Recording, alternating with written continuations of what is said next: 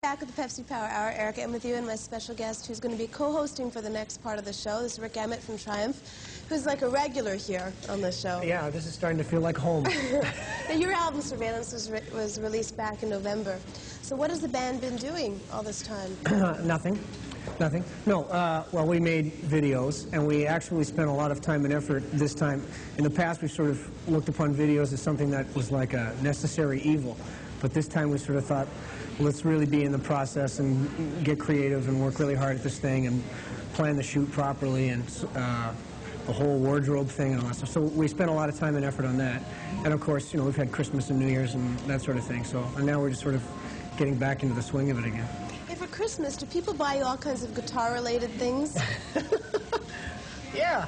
Actually, the weirdest stuff I get is like through the fan club. That's where you get really weird stuff. Like about 5 years ago, there was something that was printed in one of those, you know, fanzine things, and about how I liked wind-up toys. And it was only because on a couple of tours going through airports, you could go into the gift shop and you could buy, you know, wind-up pigs or wind-up whatever, and then I would release them in the halls of the hotel to the other guys' rooms and stuff. Anyway, so now I always get these wind-up toys. It's silly, but... Followed you around. Yeah, but guitar-related stuff, not too much, no. Now, the band... When I've looked at the Triumph videos, and you have the conceptual videos, and you have the live videos. Now, you're saying that you're taking more interest in making your own videos and taking a part in them. Which do you think best represents Triumph now? Well, I think that for Triumph there has to be a really high percentage of live performance-oriented kinds of things. That's what the band is. The band's an arena rock band. And we're a people's band. I mean, rock, arena rock, rock and roll, heavy metal, whatever you want, however you want to label it.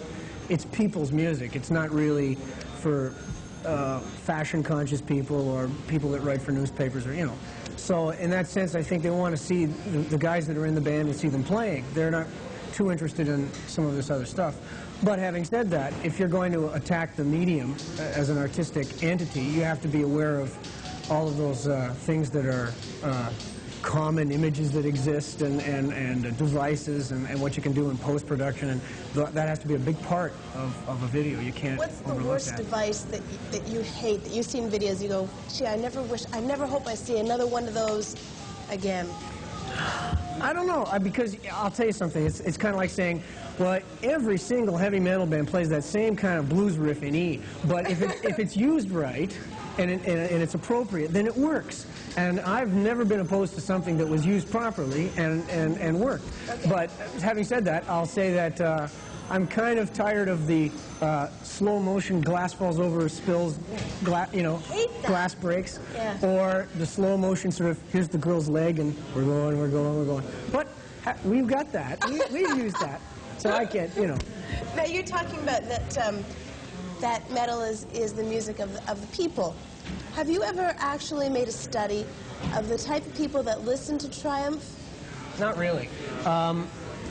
When the band first started to tour, we'd play small halls, and we'd have like 99% guys, and black T-shirts, you know, tattoos, missing teeth, you know, these were our people. And over a period of time, we've had more females come into the shows and stuff. I mean, once we started having songs on the charts and being a band that was on radio, our audience changed, and now we're sort of like second generation. Band's 12 years old, so now, you know, fans are coming and bringing their kids. You know? It's like one of those kinds of things. It's scary, isn't it? Oh, it really makes you... I was doing an interview with a guy who writes for a European guitar magazine. I think one of the guys that plays in like Metallica or Slayer or one of those bands. And he was saying, oh, I was one of his early influences, and that made me feel really old. And then I heard from somebody that said, now what was it?